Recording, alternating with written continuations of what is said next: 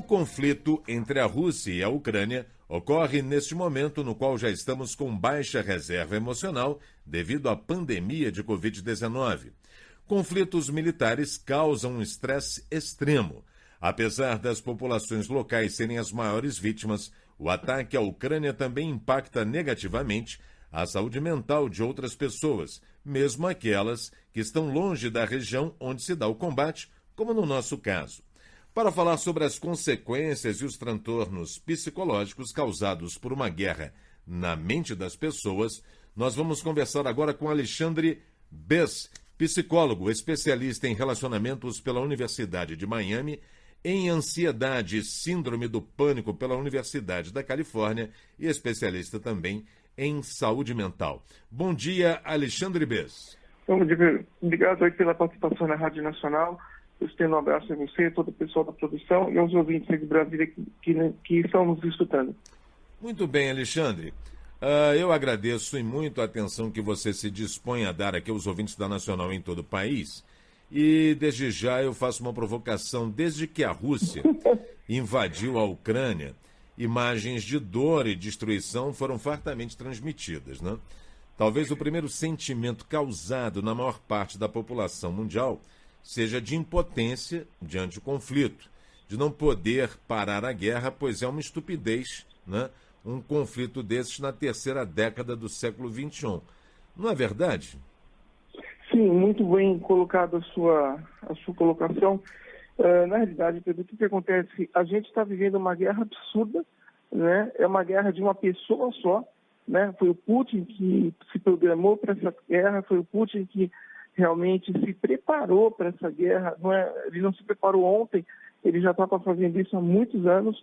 Então, assim, é um cara completamente lunático, né? É um psicopata.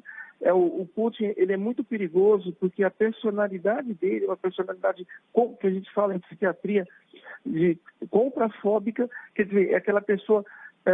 Uma pessoa contrafóbica, para vocês entenderem, é como você pegar uma pessoa que, por exemplo, tinha medo de elevador por ser uma claustrofóbica, então ela não iria pegar o elevador, ela sobe escada. Aí o que acontece? Ela consegue não ter medo desse elevador, ela tem e ficar tendo prazer em estar no elevador. Então o Putin, o contrafóbico, é muito perigoso porque ele tem prazer no sofrimento. Então ele tem prazer no sofrimento e causar o sofrimento. Numa guerra totalmente desproporcional, onde a gente precisa lembrar, em primeiro lugar, que antes da Rússia ser um país, né, era um vilarejo, a Ucrânia já era um país, né? É verdade. Então, veja, já começa por aí. Então, eu acho muito interessante você ter falado do contrafóbico, porque em muitas outros segmentos da terapia, como no caso do sofisma, também do eneagrama, quando existe a análise dos egos, né, que são considerados 9 egos principais, que seriam a ira, a vaidade, né, o orgulho, a inveja, a avareza, o medo, a luxúria, a mentira e a preguiça. Muitos dos terapeutas dizem o seguinte, que os principais assassinos no mundo são aqueles que realmente têm como a principal característica egóica o medo. Ele mata por ter medo. E nós percebemos que esses ditadores, geralmente, eles são realmente muito medrosos, porque eles têm medo da divergência, têm medo do oponente, têm medo de dialogar aquele que pensa diferente dele, não é verdade? Sim, ele já age antes do que alguém possa imaginar que já foi. Então, vou agir antes, né, para que realmente não hajam antes de mim. Mas, na realidade, além de toda a questão que você colocou aí também muito bem colocada, o Putin, ele vive um delírio muito grande. E são essas características mentais que fizeram essa guerra e estão realmente ali massacrando o povo ucraniano, estão dizimando uma nação, né? Um país que tem a sua soberania, que foi invadida aí a sua soberania. E quando a gente fala em crimes de guerra, mentalmente falando, você tem 3 características mentais. Isso é generalizado, tá? Isso é generalizado para todas as guerras, não só para essa, tá? o que acontece? Quando você tem essa condição de guerra, mentalmente falando, você vai ter atacado a depressão, os transtornos depressivos, né?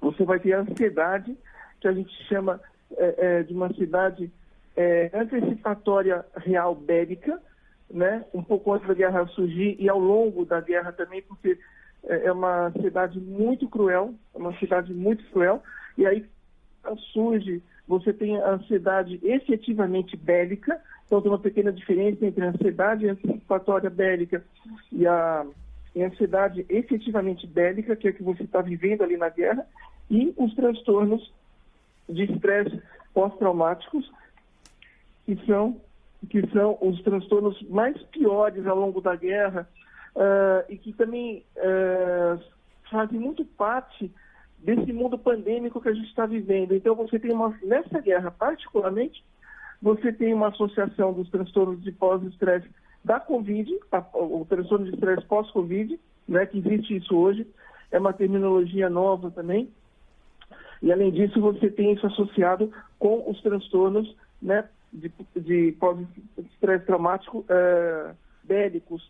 Então, as pessoas realmente não conseguem se recuperar, porque o mundo estava tentando aí, pelo menos naquela região do leste aí, né, da Europa, tentando se recuperar da pandemia com a vacinação, com os cuidados, com os cuidados sanitários mais efetivados, principalmente com a vacinação ali em curso, e aí vem um cara e deflagra uma guerra, né, dessa tão esdrúxula, tão estúpida, com proporções ali fatais para civis que de nada tem culpa. Como também o próprio povo russo não tem culpa, né? Veja, você já está tendo... Entre aspas, né, o Alexandre, porque, afinal de contas, o povo russo se calou nesses últimos anos vendo a ascensão de um ditador, né? Então, nós temos também de colocar a nossa responsabilidade, assim como, por exemplo, eu me coloco responsável pelo nosso país ainda não encontrar um caminho que nos faça navegar em busca do conhecimento e da riqueza. Mas nós já falamos aqui dos efeitos nefastos desse conflito entre Rússia e Ucrânia. Falamos do medo e da ansiedade. E vale a pena destacar que aquela pessoa corajosa é aquela que realmente se expõe ao diálogo, né, à busca de uma solução. Agora, quais seriam os principais efeitos causados por esse conflito em nosso povo, no povo brasileiro, que hoje está sofrendo, né, com muito medo e ansiedade das consequências da pandemia de Covid-19. E eu te pergunto, se os efeitos nefastos que você citar, se eles podem influenciar nas próximas eleições.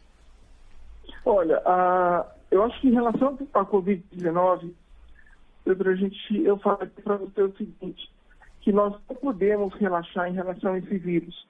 A Covid-19 é um vírus extremamente letal, é um vírus extremamente ardiloso e, principalmente, na sua dinâmica de ataque, ele não tem uma padronização.